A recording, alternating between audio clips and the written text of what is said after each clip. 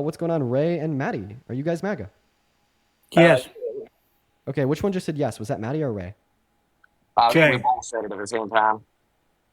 Still speaking at the same time, guys. Let's get it together. You go first, boy. Thank you. Yeah, I support Trump all the way. Okay, then what about you, Maddie? I do. I just have to say something to AF1 Studio though, to what he has for his what he's saying about being held accountable and everything. Does he think that Bill Cosby and Jeffrey Epstein was guilty? I Real, mean, real quick, Maddie. he's a brother in Trump, so I need to know exactly what he's thinking. Maddie, can you disconnect any Bluetooth device from your phone? We will be able to hear you significantly better. All right, give me one moment, please. And just to corroborate what he just said, Bill Cosby, who raped 60 women, was freed by a Democrat-controlled Pennsylvania Supreme Court. So don't act like it's just Trump who's freeing rapists or who is pro-rape or pro-grape, excuse me. Okay, so I think that you're making equivocation here. Just because Donald Trump is a grapist doesn't mean he's the only grapist. I never said that he was, but you're making the case that people who support him are terrible because they support rapists. I mean, look at the chat, and yet your party is really the party who's kind of freeing these people. A Democrat-controlled. Whoa. Okay, so I'm actually just going to assume that everything that you're saying is true. Okay, I'm not going to ask for evidence. I'm not going to ask for the full story. I'm not. No, Gonna you ask, asked for. listen, I'll give just, you it. no. I just listen to what I have to say here. I'm just going to assume here that everything that you're saying is true. I'm not going to ask for the evidence. I'm not going to ask for anything. Oh, by the way, both Maddie and that other guy left.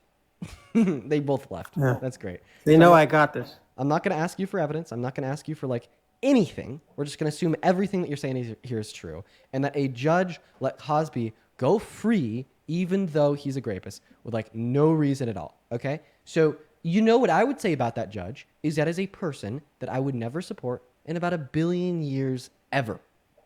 What about you as it relates to Donald Trump being held civilly liable for rape in a court of law? Yeah, well, the difference is we know Cosby's guilty, and I listened to what Trump said. He did the town hall with CNN, and he was asked, and he said that he swore on his children's lives. Now, you can say what you want about Trump, but you know how much he loves his children, and I just don't believe it. I don't believe that. On the one hand, he's saying, I'll be dating her when she in 10 years, talking about 10-year-olds, and then he's also raping 60-year-old women. I don't believe that both can be true. Wait, I can don't. you repeat that? Sorry. Is he raping 60-year-old women or is he raping 20-year-olds, 15-year-olds? Get your story straight, left wingers. I think that this story E. Jean Carroll made up is Wait. So I just want to clarify here that you don't think that both, like, just like from your perspective, you don't think that like a rapist could grape somebody young and somebody old? no, they certainly could. I just don't think that E. Jean Carroll is credible. I'm Right, just right. telling So you. like, but I just don't understand why you'd like provide me with that dichotomy, like if that were to be like the case, Well, it right? is Because what strange. you're It is telling me strange. here is like, well, is he like raping like girls or is he raping like adult women? Well, like fact of the matter is, right? The reason why a lot of rapists grape, right, isn't like because of an attraction, but rather because of like wanting to control a power dynamic. Like we literally have men Okay. raping like the dead carcasses of animals. You understand? No, Neither of us. listen to what I say here. Listen to what I say here. We have like literally see men that will grape the dead carcasses of like literal fucking animals, right? And matter of a fact here is, I think it would make total sense for me to believe that like a grapist would grape old people, young people, any individuals that he would be able to express a power dynamic over. Okay. So this dichotomy that you're providing me of, well, is he just like raping young people or old people, makes absolutely no sense at all. And since when did you become an expert on psychopathology? Well, I mean, I think I have a little bit of knowledge about grapists and the states of minds of grapists Why would that be? because I was graped. All right, never mind. Let's change the subject then. I don't want to get into that. Why not? We could talk about Why don't you because want to talk because it's about obviously a that? soft spot for you. I don't want to. I'm here to have a good faith debate. I'm not Well, here no, to. let's have a good faith conversation about it. I didn't realize that, and I don't want to. I don't want to go there if that's a sensitive subject. Wait, Let's talk about. wait. Well, it just doesn't make sense now because you're like trying to be kind of me, saying it's a sensitive subject. You don't want to go there with me. So then, why did you go there with like millions of Americans that are victims of rape when you voted for Trump in the 2024 election? Because I don't believe that he is that, and I listened to him very carefully. I listened to what he said. He said he swore on his children he never did this to E. Jean Carroll.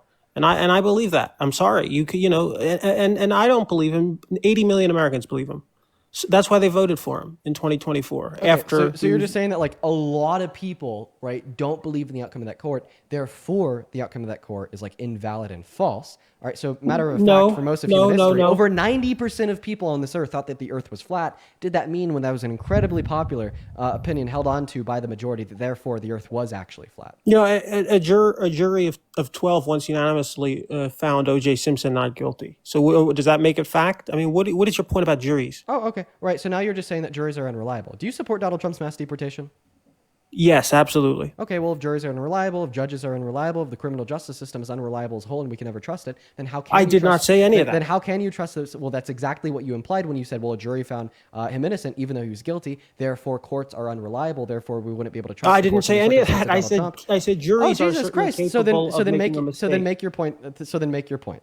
So okay. then make the argument. Juries are not infallible. That's my point. Okay, well, you're right. Juries are not infallible. Okay, juries are not always right. But what you're doing here is you're hinging on a possibility and attempting to conflate that possibility to the probability. Okay, like for instance, can we agree that the government is not infallible and is not always accurate?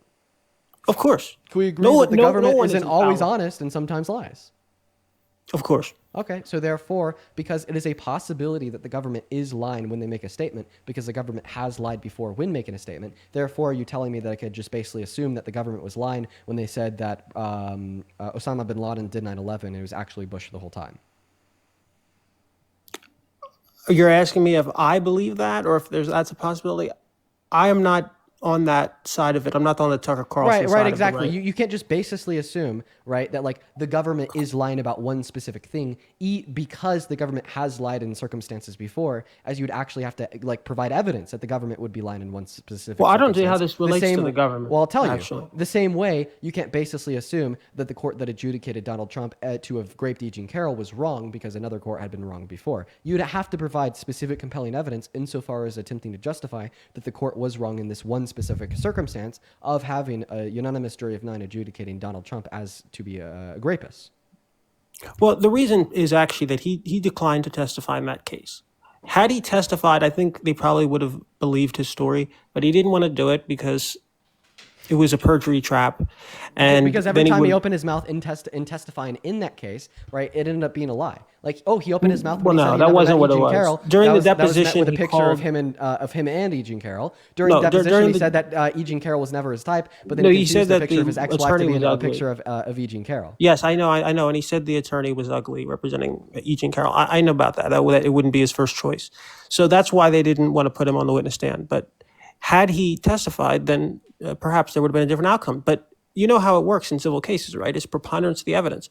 Trump didn't offer any counter evidence, so the conclusion was foregone. He couldn't provide any counter evidence other than his own testimony, but he declined to testify. But anyway, instead of focusing on that one case, we don't have to talk about it. Let's talk about mass deportations because you seem to take an issue with that. Let's talk about that. You're wrong. To the extent you oppose it. I do. You're wrong. I do oppose mass deportation. That is a fact. Okay, so you believe that that a house that has a fence around it should have more protection than a country? A house with a fence around it should have more protection than a country. No. Around its borders, yeah. That's what you just said. That's not true. I don't know what the hell you're talking about. So do you believe in borders or not? That's a simple question. Yeah, I believe in borders. And so, well, do you? If somebody crosses the borders illegally, you said you don't support their deportation. Is that not correct? So like for the undocumented immigrants that are in America today, I do not support their removal from the country unless they have like prior violent offenses, pretty insane criminal offenses, outstanding warrants from other countries. Okay, so then you don't believe in borders too. No, that does not equate to not believing in borders. Now, if that does equate to not believing in it borders, does logically. Okay, well no, it doesn't. I could explain how. Please. Right? Because like my ideal system of entry into the country is to have borders, right, with as many legal means of entry into the country as possible, and having those legal means of entry into the country attainable to as many people as possible without, as I already like told you, prior violent offenses and saying non-violent criminal offenses, so on and so forth, right? And then in that circumstance, I would believe, right, that we should like keep out everybody else I would want to enter in with the use of undocumented means, because they'd no longer be like hardworking mothers and fathers that want to create a better life for them and their children, like actually individuals that wouldn't qualify for the legal means of entry and would like actually have prior violent offenses, so on and so forth. forth. And the reason why I don't support mass deportation as it stands today is because I believe that mass deportation only hurts this country, only hurts the immigrants, and only hurts the citizens. There's no like clear positive outcome of mass deportation on this country, making it an American last policy. So listen, man, if like not wanting to like implement America last policy that only hurts this country and everybody in it means that I don't believe in borders, then call me a goddamn communist. No, I just part of the legal migration process is vetting. Okay, now when someone's come here illegally, they haven't been vetted. We don't know who they are, what they're doing, what they're affiliated with, and so they represent a serious risk. Now they might be completely innocuous. They might not represent a risk, but most of these people, well, don't have the exact numbers, but are associated with MS-13. You talked about Abrego Garcia. I'm glad you brought him up. Wait. You know what was tattooed Oh on my his God. on his knuckles? Did you see the picture of the knuckle tattoos for Abrego Garcia? Oh yeah, no, totally. MS-13. You know. Okay, right? Paint And on you the knuckles. you disagree? I need to respond to the first part of that claim. So you said most undocumented immigrants have gang affiliations. If most undocumented immigrants have Comparatively more. One moment. Comparatively. No, you said most. Comparatively most, yes. Comparatively most. That's not like a. Compared to legal, yes. Legal immigrants. What does comparatively most mean? Meaning illegal immigrants compared to legal immigrants, not in a vacuum. Have like the most gang affiliation. So then why are they 2.5 times less likely to commit violent crimes, 3 times less likely to commit property crimes, and 3.5 times less likely to commit petty crimes? Yeah, I don't believe that data. Okay, why not? Because it's just palpably false. The people coming across the Mexican border could you give a defense for that? associated with cartel. Could you give a defense that's palpably false? Because it sounds like you just have words. Because Yes, words the aren't border evidence. patrol. The border Words aren't patrol. evidence. No, well, anecdotes can be.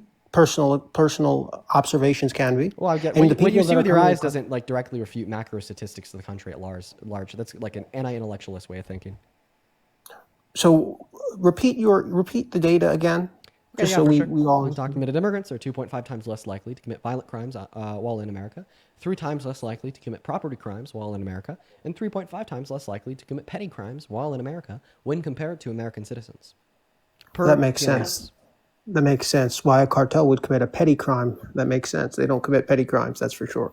Well, I just gave you 3 categories: petty, also very hard property, to track. and violent. Okay, so if you have identified, let's say, every illegal immigrant, and you had the choice of either sending them back or keeping them here, you want to keep them. You're changing the topic of conversation because you said that that statistic, those 3 statistics that I just gave you from PNAS were palpably false. I want you to give a counter argument to those statistics with representation of evidence and reason, not just your own emotions. Can you do that?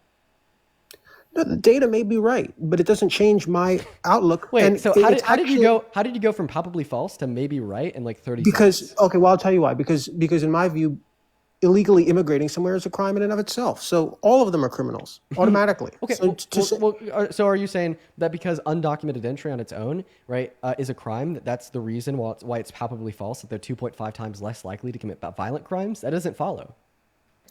it does because when you're trying to. How does it follow that because undocumented you entry use on the its own word is a petty misdemeanor, crimes. that You didn't therefore just limit it undocumented to- immigrants are How about 2.5 any times crime? less likely, are 2.5 times less likely to commit a How violent about crime? how about we not qualify the word crime? Just crime. Period. Because you Yeah. want to qualify it with violent and So with the all these statistic that I gave you was like crimes committed like on American soil, right, with the exclusion of undocumented entry on its own, which is like a federal misdemeanor, right? The reason why that data would exclude undocumented entry on its own was because the context of the conversation that we're having is that you said that they have gang affiliations, and when they come onto American soil, they do really bad things. So obviously, right, when you're saying they're coming onto American soil and doing bad things, you're not talking about undocumented entry on its own. You're talking about crimes that they commit when they're already in the country, and that's why I gave you those statistics, and those are the statistics that you said were palpably false. And by the way, I actually already made sure to be clear about that by saying crimes committed on American soil directed towards other American citizens. So I'd actually like you to describe to me why you think that claim is palpably false, because that's what you said. Oh, and then you went on to say that it might be true. But then you went on to say that it's definitely false because undocumented entry on its own is a crime.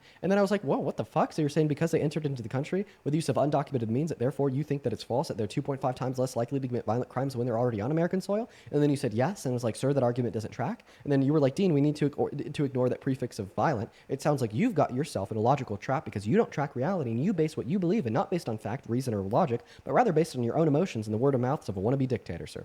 Very embarrassing. All right, am I allowed to speak now? Yeah, you're allowed to respond and give a cogent rebuttal to Okay. my claim that undocumented My immigrants are my, my significantly view is less likely to commit any and all I will crimes once they're respond. already on American soil, with the exclusion I of will I undocumented will entry. respond. We can continue down this semantical rabbit hole, but frankly, I don't really care about that data you just described because, as I said, suppose none of these illegal immigrants committed a crime ever once they came over. The fact that they've already came here illegally shows they have no regard for our laws. That's my view. Now, you can throw all this data at me that you want, but illegal immigration in and of itself is a violation of. What do you do? Is that a pause? Is that your timeout button? No, continue. I'm just super excited for my next point. I'm like putting my hand up. Holy shit. Go ahead. Okay, please. Okay, so you're go saying ahead. because they committed a misdemeanor, that therefore that proves that they have no regard for laws. So when Donald Trump committed 34 felonies and has infringed on the Constitution 4 times in the last 8 months, that definitively proves Okay. even more so that he has Now- no regard for our laws, right? Well, now I'm getting excited. You want to talk about that New York case with Alvin Bragg? Now that I'd love to talk about because that was the according to well, I won't. Let's just say that was the fakest case ever brought.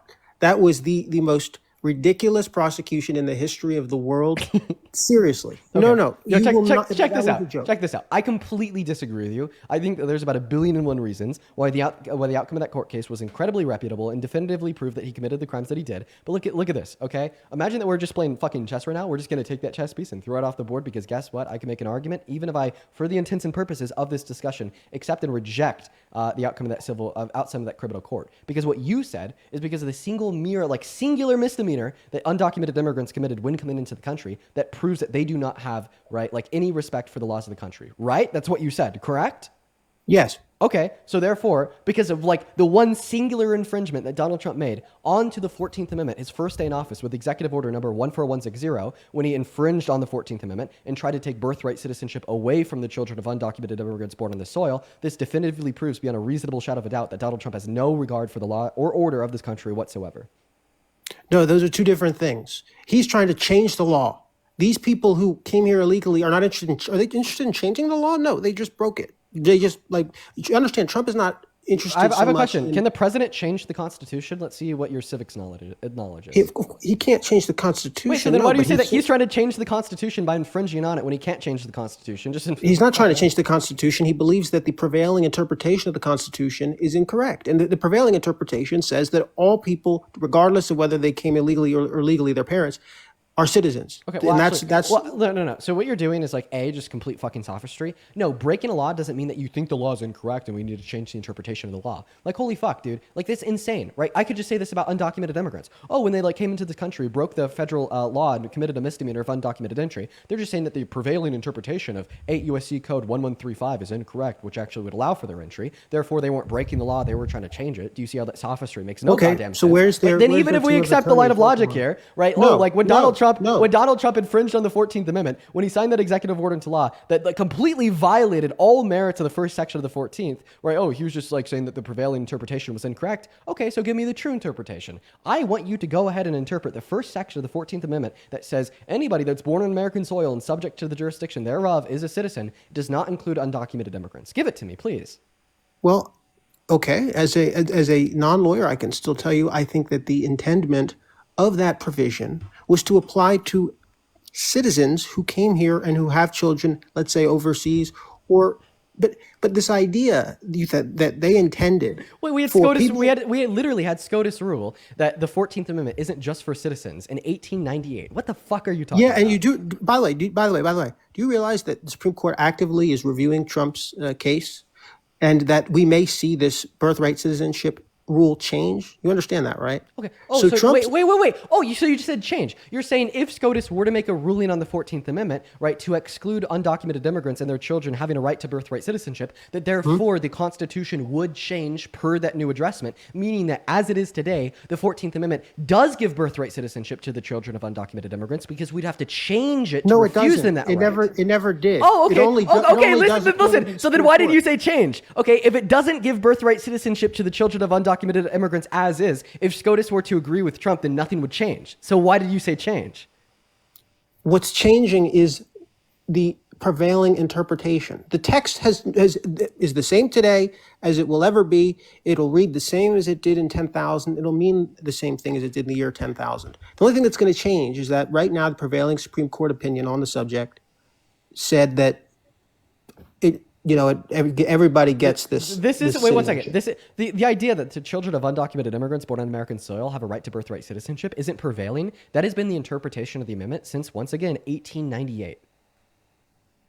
Well, and that's about to change. Oh, so what are you going to say? Okay, okay. So now you're actually accepting that no, right? Like the I matter of fact. I do not agree with that. Oh, you don't agree with that? I don't think that's true. Okay, well, I don't think that I'll go ahead and prove it is true. So in 1898, right, we had U.S. versus Wong-Mark make it all the way up to SCOTUS, right? Then Justice Gray, the Chief Justice of SCOTUS at the time, said that we'll be like being subject to the jurisdiction thereof in America, right, is not more or less comprehensive than just being within the jurisdiction of America. And being within the jurisdiction of America just means that you live here, right? And then they set the three categories of individuals that are not within and or subject to the jurisdiction of America, being indigenous Americans, being foreign diplomats, and being members of invading foreign like militant forces of other countries, right? Meaning that in 1898, the interpretation was set forth, the president was clear, undocumented immigrants and their children born on American soil have a right to birthright citizenship, right? And that's a matter of fact, that is a fact. And now you're telling me that like over 130 years nearly 130 years later,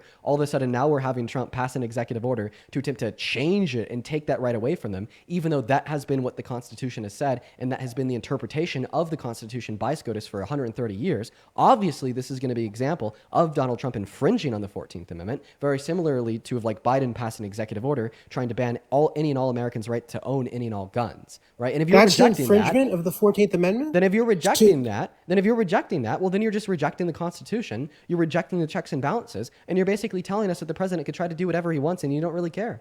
No, I'm not rejecting the Constitution. I'm rejecting the 1898 interpretation of it that you just described. But the actual changing of the Constitution. So point number one, you're just telling us that you disagree with SCOTUS. You don't determine what the law of the land is. You don't determine what the interpretation of the law of the land is. That's You're what right. SCOTUS does. Neither do you. So meaning because that is law, that is case law, that is how the Constitution is to be interpreted, that when Donald Trump Correct. signed that executive order into law, he fucking infringed on that, right?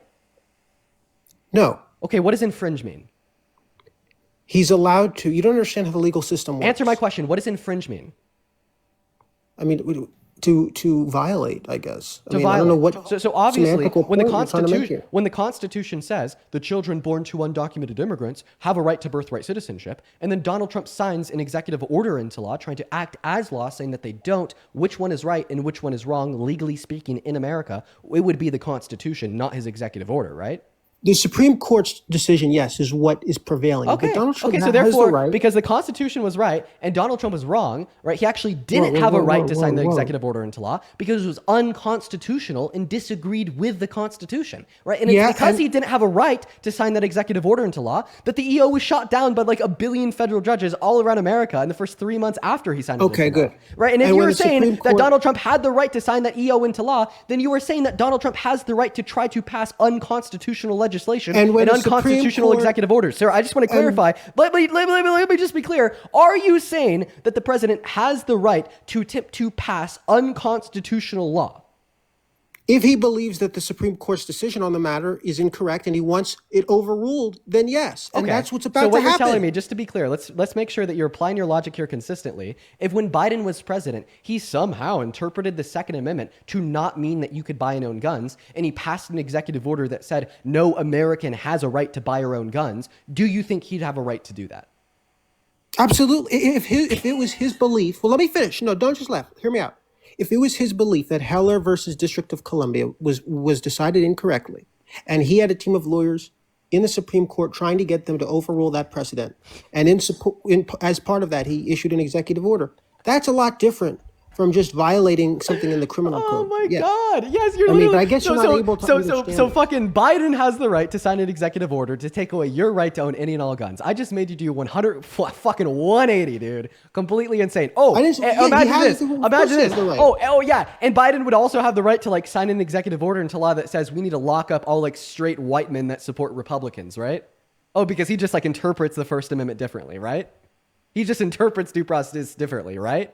No, that would be at that point that's bad faith. If you're just signing something that says What's the all Trump difference? supporters, What's the fucking difference? Like, because legally speaking, what's Heller the versus difference? DC, the case Heller versus DC regarding the Second Amendment was a 5-4 decision. It was a close call. Oh, It's up for discussion. So, That is a so fair thing to. you're saying that it has to be up to discussion, and there has to be like a seemingly viable argument to be made in order for them to have the right to do so. So I Why want do you you to go think that- ahead. yes. One moment. I want you to articulate the viable argument to be made that undocumented immigrants and their children born in American soil do not have a claim to birthright citizenship per the protections of the 14th. Make it right now. Yes, that's an originalist theory, and my theory is that the writers, not the Supreme Court who was interpreting it, but the actual writers of that provision in the 14th Amendment did not intend the provision to allow for people coming across the southern border illegally for their children to become citizens and then be used as anchors that keep them in the country as well. That was not the provision's intention. Wait, fuck. Oh my God. All of a sudden, Biden actually would have a right to say that we should just throw like all like straight men that support Trump in jail because No, under you the couldn't. First Amendment, it was not the framers' intention to prevent straight men that support Trump from being thrown in jail for their speech. That's not true. That's exactly what was their intention. So What how do the you mean? wait? So you're telling me that the intention of the framers of the First Amendment had something to do with a man that was to be born 200 years in the future? No, that's not what originalism is. What are you talking Oh, about? got it. So then, okay. So then go ahead and What? explain to me That's what you not what even mean by- originalism is. Well, that's not what intention means, okay? Because intention would mean an intentional mental state, right? Yeah. Like they are thinking this thing. They know this thing. And obviously they didn't possess the intention of protecting people from having their speech ingressed upon when they're actively supporting a random dude by the name of Donald Trump because Donald Trump wasn't alive at that time.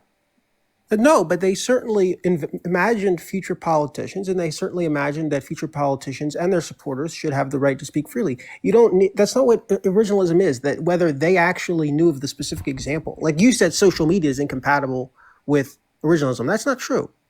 Because they didn't know what it was, therefore you have no First Amendment right to speak on social media? That's not what originalism would hold. Because they didn't know what it was, therefore like they couldn't possibly possess the intention to protect it.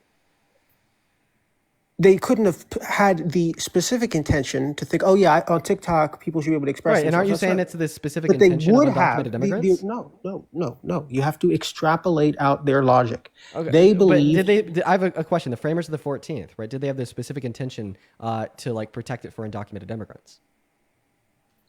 Yeah. Now my view is no, they did not. Okay, and that's why you think that like there's a viable argument to be made that it doesn't, correct?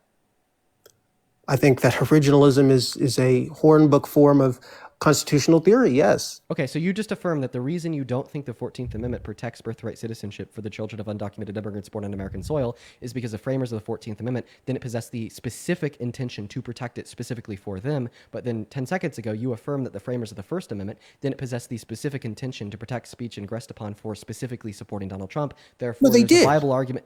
They possess the specific intention to protect the speech of people supporting somebody by the name of Donald Trump. That's flat out wrong. No, I never said that. You just affirmed that. Their intention was to protect the speech of both people alive then and in the future from speaking in support of their preferred political candidate. Okay, so it's You're more right. like They didn't vague know and the name general. Donald Trump. So That's not the point. it's a more general intention that would include speech surrounding Donald Trump. The Well, it same would way have I to would be. say You the can't- framers of the obviously they 14th didn't know Amendment Donald would Trump. possess like the general intention to protect birthright citizenship for any person that's born on American soil and subject to our laws. You can make that case, and we'll see where the Supreme Court. Well, it's comes actually out. not me They're gonna- making that case. I just read you off the clear text of the 14th. Okay, and let's see how the Supreme Court interprets that, shall we? And if it's a 6 Well, I mean, the decision, last two times they interpreted it, what we saw in U.S. versus Wong Kim Ark is that it protected undocumented immigrants. What we saw in Plyer v. Doe is that they reaffirmed the interpretation from Wong Kim Ark and gave 14th Amendment protections to undocumented immigrants again. What I'm going to ask you for is to read the clear text of the 14th Amendment and tell me exactly how you think that the clear text wouldn't apply to undocumented immigrants. Because, by the way, that's what a legal argument would look like here. This whole time you've been talking about the intention of the framers. No, because the I'm not a intention of the text- framers I'm not a is strict completely constructionist. irrelevant to a legal argument to demonstrate that an amendment Okay. would or would not apply in any given circumstance. Okay, if you go on Google, if you type in arguments to prove that undocumented No. immigrants don't have birthright citizenship if they're born on the soil, right, you will I know only this stuff find better than arguments you, buddy. surrounding I know this stuff better than you, buddy. You will only find arguments surrounding the notion that it includes the phrase subject to the jurisdiction thereof, and the children born to undocumented immigrants born on American soil are not subject to the jurisdiction thereof. You will not be able to find a legal argument to draw that conclusion predicated off what the framers predicated off of what the framers of the amendment wanted. You're going to find an interpretation predicated on the actual words of the amendment. Yes, that's called textualism. That's called strict constructionism, what you're talking about. I can't make a strict constructionist argument that's just based on the plain words themselves. But guess what? You don't support strict constructionism. Because you can't make an argument, therefore you agree that the plain words themselves and any articulatable interpretation of the plain words themselves do include undocumented immigrants. But that is not what controls. Oh, that actually is what controls. Yes. It is the plain words of the Constitution, and it's the interpretation of the plain words of the Constitution, right, in which we draw out what the Constitution means and how it applies. Okay, so then how did we get Roe versus Wade? What were the plain words that were interpreted? I'm unaware. I'm unaware. Right. I haven't read the 14th Amendment in its entirety. The answer is textualism, as you describe it, is something that no Democrat on the Supreme Court favors. Now, suddenly and conveniently, you support this idea of strict constructionism, of taking the words literally in the document. Now, all of a sudden, you support that. But I promise, in all these other cases, like in Obergefell and in Roe versus Wade, you would not have taken that position. You would have taken the view of the 5 liberal justices who didn't care about the plain text and who cared about what the actual pragmatic outcome would be. So you can say whatever you want about this textualist. Wait. So you're saying that from your perspective on how you think the Constitution should be interpreted, right? That it is totally possible and even legally viable to have a court rule that nobody in America has a right to own a gun because of some interpretation of the Second Amendment that does not include the text of the Second Amendment. Are you familiar with the Heller case? We were 1 vote away from that happening. It was 5-4. 4 justices. So you actually think that? So you actually think that it could be true in America that there's perfectly legally viable arguments to conclude that nobody has a right to free speech, that nobody has a right to own a gun, that nobody has a right to due process, that nobody has a right to birthright citizenship, including citizens, right? Because we could just ignore that. Because we could just ignore the text of the Constitution and interpret it to mean something completely different. No, I completely reject that. Right? Assuming your notion here that we could interpret the Constitution to be something other than a fair interpretation of what the text of the Constitution says, then you're just saying that it's legally viable to possibly just overturn the Constitution.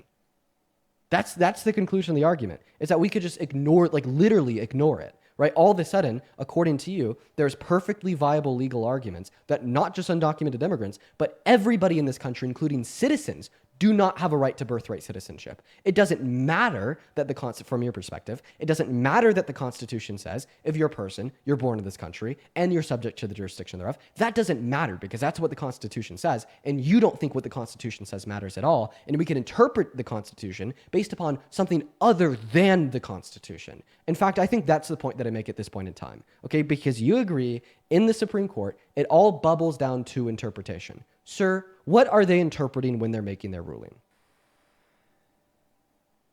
You start with the text. Concession. But you don't end with the text. Oh, so you agree you start with it? So go ahead and start with the text of the first section of the 14th Amendment and draft me an argument predicated on starting with the text, how undocumented immigrants and their children born on the soil would not have a right to birthright citizenship. No, because my argument is not predicated on a textualist view. But I thought you just said that you start with the text. So you start with it. You don't have to end with it. Okay, start with the text. Start with the text and begin your argument. Explain how I've read the text. Okay, I've read the text. Have a right to birthright citizenship. Yeah. Start with the text and give me it. Okay, so sure, I will concede this. Based on a purely strict construction of that provision, I will concede that, birthright citizenship can be... So now that you've agreed that you necessarily must start with the text, and you don't have any argument rooted in the text that they don't have this right, therefore your argument is already over, since it's a non-starter. No, it's not. Yes, it is. I'll go ahead and break it down. I'll make it super simple. I just asked you, right, when we're trying to interpret the Constitution, what do? The first thing that came out of your mouth was, we start with the text. So then I was like, okay, begin your argument, start with the text, explain to me how the children of undocumented immigrants born on the soil don't have birthright citizenship, and then you said, Dean, I concede, I actually can't start with the text. Meaning, your argument is a non-starter. No, literally. You gotta let me talk. You start with the text. You look at what the text says. After you've done that, You think, all right, should I just adopt that what that says on its face, or should I look into the intentions of the people who wrote this? That's where we disagree. And so, but I believe in looking at the specific intentions, and I think that the intention certainly was not to give this unalloyed, unabated, free for all birthright citizenship to anyone or anyone's child who's come here illegally. I think that this is a sort of anarchy. I mean, that is not what was intended, and I think the Supreme Court's going to hold the very same thing. But we've already. Point number one, the Supreme Court's disagreed with you twice. Point number two, we've already went over how, like, the framers of the First Amendment didn't have the strict intention to protect individuals' access to free speech on social media. Point number three, when we actually look at the text, you said we start with the text, right? There's no possible argument that you can make to say that the children born to undocumented immigrants would not have that right. And point number four, right, I think that we could actually learn about the intentions of the framers of the amendment by reading the amendment. Like, for instance, if the framers of the 14th Amendment exclusively wanted to limit those of that would have a right to birthright citizenship, right, then they wouldn't have said all people born in this country. They'd say all people born to citizens in this country. They didn't include that language because they didn't have the problem that we're having today. There was no such thing as Mexican drug cartels 130 years ago. Wait. So first of all, Mexican drug cartels do not equal non-citizens. Like, what the fuck are you saying? Second of all, yes, there was a shit ton of non-citizens in this country having children in the 19th century. Literally, once again, U.S. versus Wong Mark, adjudicated in 1898, was about exactly that, so you're wrong. Okay, am I allowed to talk or not? Yeah, I'm just saying that you're wrong. So then, supposing, for the sake of argument, I was wrong on the constitutional interpretation side, which I'm not conceding, but just suppose I am. So then give a counter argument. You said, we didn't have, like, non-citizens having kids on American soil. I am. No. Why would we suppose that if you're not willing to concede it? You said, we didn't have any non-citizens having kids on American soil. It wasn't a problem, right? There were so many non-citizens having kids on American soil that a circumstance of it made it all the way up to SCOTUS, like, not even 40 years later. So suppose you're completely right on the constitutional side. Suppose you concede. Can we talk about the policy side of it? I'm supposing that you're conceding. Is that what we're doing? Yeah, so we can actually address the policy, because all we've done so far is just address the procedural arguments. Just to clarify, do you have any counter argument to the fact that, yes, there was non-citizens having children on American soil in the 19th century, right? And yes, there was a legal precedent set forth in that same century, not even 40 years later, by SCOTUS in U.S. versus Wong Mark, that according to the framers of the 14th Amendment, they have birthright citizenship. And by the way, I want it to be known, when SCOTUS ruled that non-citizens have a right to birthright citizenship in this country, the drafters of the 14th Amendment were still alive and still in power. Okay, that may be, and they would have been powerless to overrule the Supreme Court, you understand. Can you please show me an objection from anybody that drafted the 14th Amendment to U.S. versus Wong Mark that was still alive at that time? I mean, it was literally only 40 years later. You can't interpose an objection to a Supreme Court decision. That's the supreme law of the land. I'm not talking about a legal objection. I'm talking about a social one. Just saying, hey, man, that's not what I meant. I don't know. Yeah, I don't know if anyone wrote like an op-ed in a newspaper at the time saying this was not what we meant. I don't know. Right. But that's not relevant. So then you're just saying that, well, you don't know what their intentions were. I do know what their intentions were. I think it's pretty clear. But again, I don't care, frankly. That's the point. As a matter of policy, I don't think someone who comes here illegally should be able to have a child and then be anchored here as well as their child, because their child is now automatically a citizen. I don't think that's a good policy. Then what you're saying is you just disagree with the 14th Amendment. You're not saying that the 14th Amendment doesn't mean certainly this. I disagree. That you disagree with what the 14th Amendment means. No. Yes. I disagree with that is what the you're Supreme saying. Court's interpretation. This is categorically something different. You are shifting the goalpost now and revising your argument away from the 14th Amendment means something other than this to saying, well, I understand this is what the 14th Amendment says, but I just care about my feelings more. No. I think as a matter of policy, it's clear and unequivocal. On the constitutional question, it's far less clear, because the Supreme Court, I will bet you anything, the Supreme Court, in 1 year from now, the rule will be different. The 1898 precedent will be overruled, just like Roe v. Wade was overruled, just like affirmative action was overruled.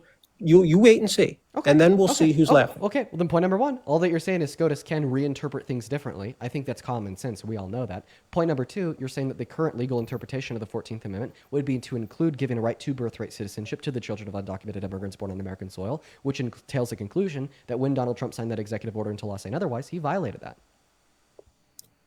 That's how Supreme Court cases come up.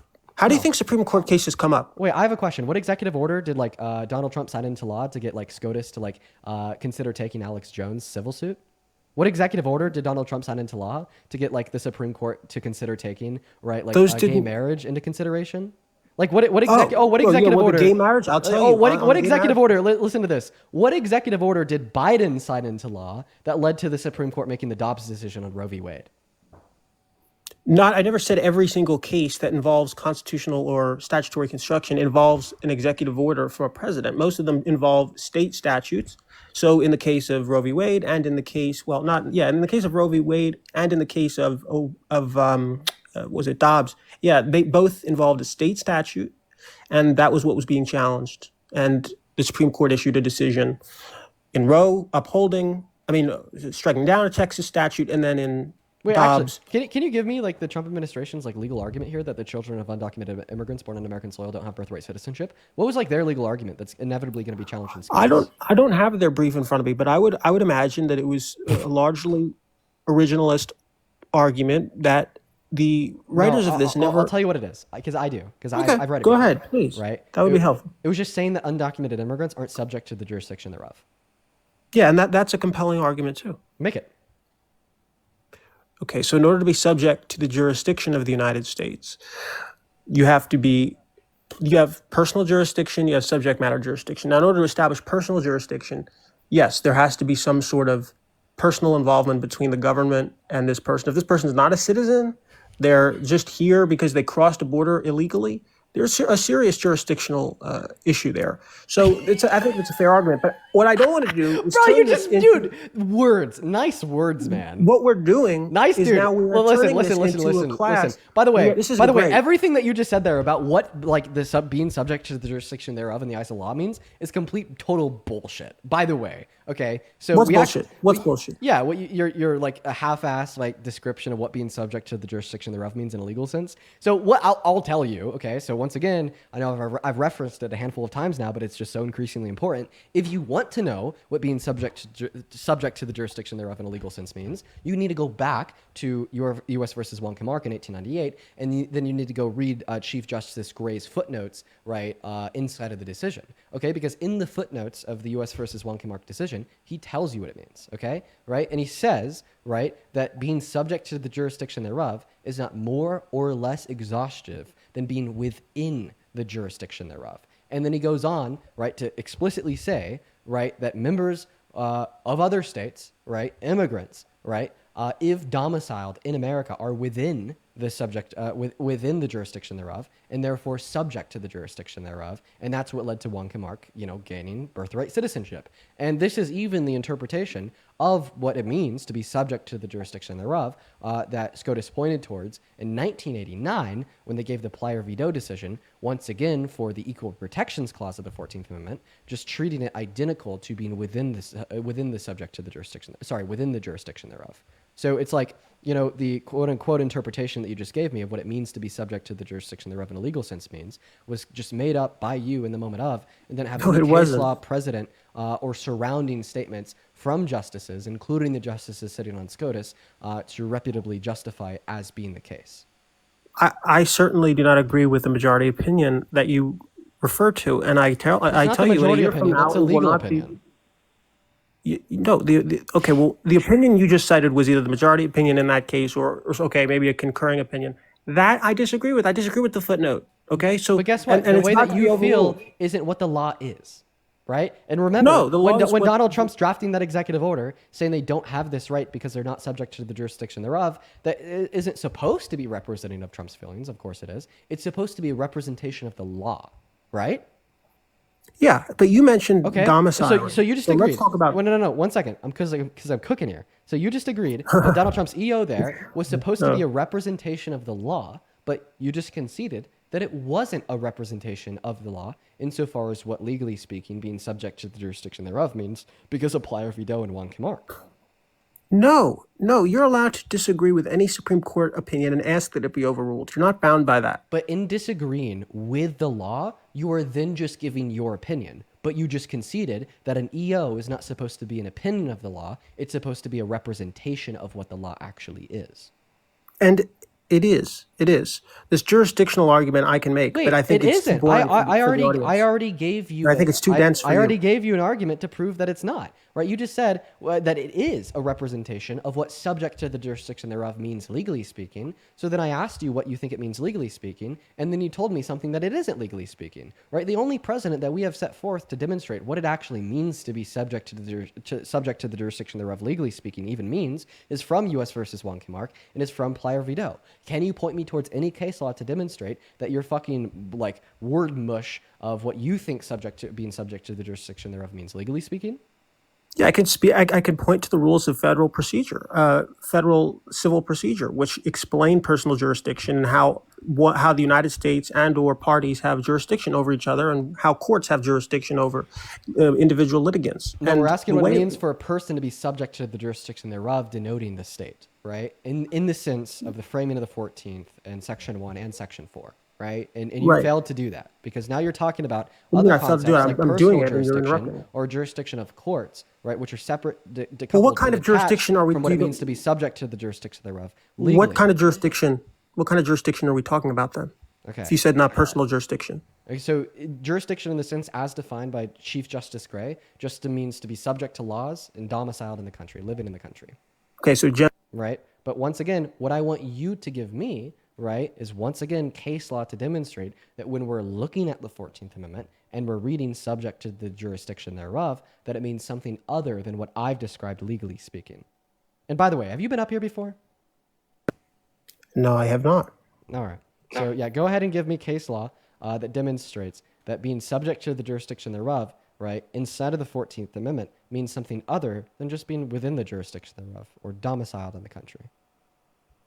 So you're asking me to now go through the annals of Supreme Court decisions and find you one that supports my position. Yes. Well, again, I Can you can't do do that? that because the Supreme Court, the Supreme Court ruled in your favor 130 years ago. Well, not just 130 years ago, also 40 years ago in Plyer v. Doe. Seems like I've been on the right side of history for 130 years now, man.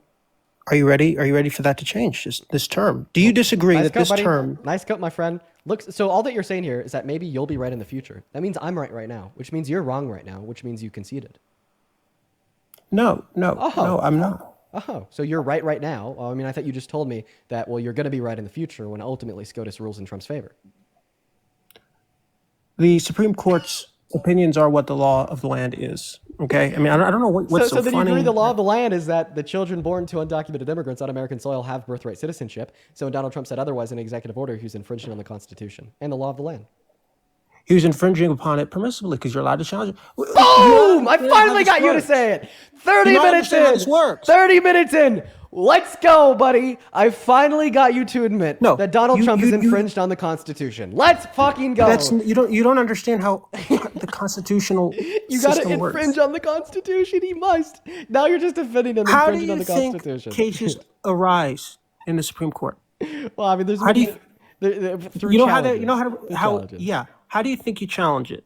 You challenge the prior precedent by doing something against it, such as no. That's not true. So a challenge arises because somebody does something that they think is legal, right? And then they have a court rule that it's illegal, and then they're like, "No, the court's wrong." So then they get bumped up to an appeals court, and then in some circumstances, it gets bumped all the way up to SCOTUS, and then they make their legal argument in accordance with what the law is and what it says, that what they're doing is right and what the other person accuses them as doing is wrong. And a matter of the fact is, you just conceded, right, that this is not what Trump is doing, since you agreed that that executive order was illegal and it was an infringement on the Constitution. No, it was unprecedented. It was not illegal. It was not unprecedented per U.S. versus Wonkimark and Plyer v. Doe. Quit the cap. It violated precedent. It departed from precedent, and so which one is it? Was it unprecedented or did it violate precedent? Because now you're even confusing yourself. That's what I meant. I meant when I said unprecedented. That's what I meant. It wasn't unconstitutional. It was unprecedented. Okay, and what was that precedent of? The precedent that you've referred to a million times. Of the Constitution, right? Yes. So yes. he violated the precedent of the Constitution. I would No, actually the precedent of the Oh, I apologize for mispronouncing the word. So we have now agreed that Donald Trump violated the precedent of the Constitution. Am I wrong for assuming here that the statement Trump violated the precedent of the Constitution is no different than the statement Donald Trump infringed on the Constitution? I'm not sure what you're getting at. I mean, if you want me to Answer say my yes, so you question.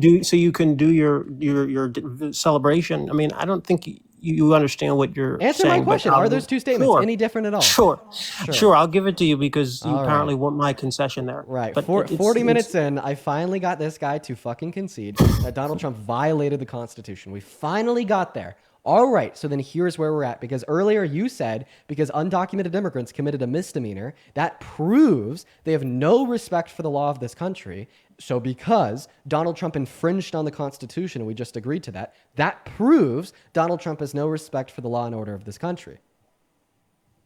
Okay, but here's the difference. One of those people was elected by a majority of the American citizens to represent them in the executive branch. The other is just, well, I don't know. You can laugh. The difference I mean, is that you can one laugh. of the Big. people that has no respect for the law of this country is the president. In my mind, it kind of makes it a little bit worse. He has no respect for the law. He is the president of the United States. He is the law. Oh, now you're saying that the president's a dictator. Nice. No, you're the one who've been calling him a king, haven't you? I mean, seemingly I'd you like, just agreed. Good to know. I'm not the one supporting him. That makes you the problematic one. See, typically, the good response to calling So what the do you think? president What a is a dictator president? is to say that you should stop I never supporting him said as he was a president. dictator. What do you think You said president is? you said he's the law.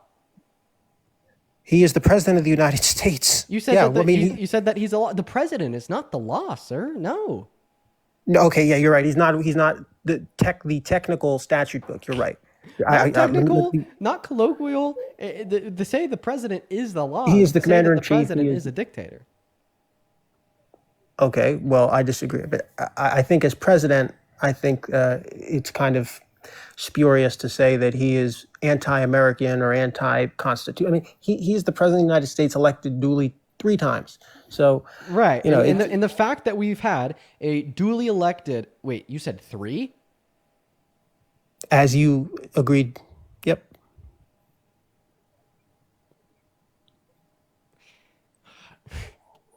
You want to talk about 2020? We can talk about that. Oh, no. You're afraid. No. You're afraid. You're afraid. Why would I be afraid to be on the side of history that has 62 hand-picked courts by Trump that agrees with me and disagrees with you? Ever heard of an election counting going for 3 days? I haven't. Well, actually, I have. 2020 was the only time it ever happened. Yeah, because we had more mail-in votes. Because of Right, COVID? Right. Well, that Dude, do you see how, dude, think about it. Think about it this way. My explanation that the voting for the count of 2020 took longer than usual is because we had more mail-in votes because of COVID. Your explanation that the count of the vote in 2020 took longer than usual is to say that, well, Biden stole it from Trump, and I don't have any evidence. No. And I know that It I've was had COVID. 62 hand-picked courts by Trump prove that I have no evidence, including 34 of them that were directly appointed by Trump. And then I know that whenever the citizens of the country have tried to find evidence, they came up empty-handed. Like You haven't creators heard of the my 2000 argument. Mules Do you want to hear my documentary. argument? Sure. Do you want to hear my argument? Why not? Why not? Certainly, that was the reason. COVID was the reason why it took 3 days. In my opinion, an election you can't just keep counting and counting and counting until your preferred candidate is in the lead. Oh, we and need to that's what stop the count on the night of? I think that there should be a deadline. Absolutely, you can't just count. You can't just count endlessly until finally your guy's ahead. That was Yeah. I think that we almost should happened in count 2000. until the vote of every citizen is accounted for. Do you disagree? Yeah, because some are not submitted on time. Some are not submitted in No. compliance The ones that with the law. the ones that are submitted on time. We should count every single vote that is submitted Yes, on time. and that's why the states need to get it together. They can't take 3 days to count the votes. Wait, and if you want to more talk about time to count the votes is different from those votes being submitted on time prior to the counting. this, is what the Supreme Court said in Bush v. Gore. You can't count. You mean endlessly. you mean the year where the election took months? Well, no, the counting took months. I mean, the election was done. It was clear. Right. Wait. I thought you said that it took 3 days to count in 2020. We've never seen an election take that long to count. But now you're saying the counting took months in 2000. So which one is it? No, the counting didn't take months. They had stopped the count, and Gore was seeking for the count to continue until he was ahead, and then he was gonna claim victory as soon as the vote swapped. And the Supreme Court said, "No, you Sure. can't. You Let can't me just let keep me counting let, for let 3 me days." let me think a couple. Do you things. deny that Trump was leading on election night in 2020, No, and that Biden had this remarkable So comeback? I don't days later? deny. So I don't deny that he was leading on the night of the election, and I also don't deny that he knew a month ahead of time that he knew he'd be leading on the night of the election because Republicans told people not to vote by mail-ins, and Democrats were like, do whatever you want, whatever's better for your safety. Do you deny that Donald Trump told Steve Bannon even before the night of the election that he wanted to call the count on the night of the election when he was in the lead so he could claim victory? Do you deny that? I won't deny that because that's how it's supposed to work. I mean, the election doesn't. What day is the election? What? It's a Tuesday, right? Dude, you're election literally day- saying I support Donald Trump's coup. Let's go. No, dude, this is what Trump said before the fucking election. This was a leaked audio clip where Trump was talking to Steve Bannon like 3 days before the election happened. And he was like, I want to call it on the night of when I'm in the lead because the silly little Democrats like they're mail-in votes. And that audio was leaked before the election of him fucking saying that, of Steve Bannon talking about it. And then here you are being like, yes, perfect. I love it. Let me guess. You love the alternate slates of electors too? You like the fake No, I certificates don't. of I don't ascertainment? like it. I don't like January 6th. I don't like any of the way he approached it, and I don't think his lawsuits had merit. But what I do think is that it was conducted unfairly. When I think it's perfectly reasonable for a president to say, I want the election to actually occur on the election day, not 3 days later. And then just frankly, endlessly until Biden finally has a lead, and then we'll call the states for him as soon as he finally makes these remarkable comebacks. He's down 800,000 votes in Pennsylvania. This line of logic just doesn't make sense to me because you're like, you want to stop the vote before all votes are accounted for. All legally casted votes before the deadline of the election. It is the job of each state to get it together. They can't take 3 days to count votes. If it takes them that long, that's on them. So you agree, like by the votes, Biden won both popularly and in the Electoral College. You agree? If we remove all legal restrictions like deadlines and things of that sort, then sure, I'll concede to you that he won. If you remove all of the legal requirements that had been in place at the time of the vote, sure.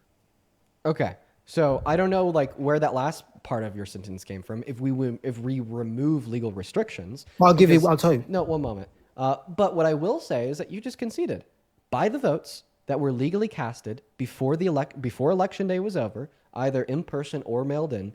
Biden had won. Okay, so in arguing that Trump should have been president, that Trump should have won, that Trump did win, you're basically saying that we should have ignored the voice and the vote of the people. Well, I'm going to ignore your voice, and you can't take an issue with it because we're going to go and move on to the next guy.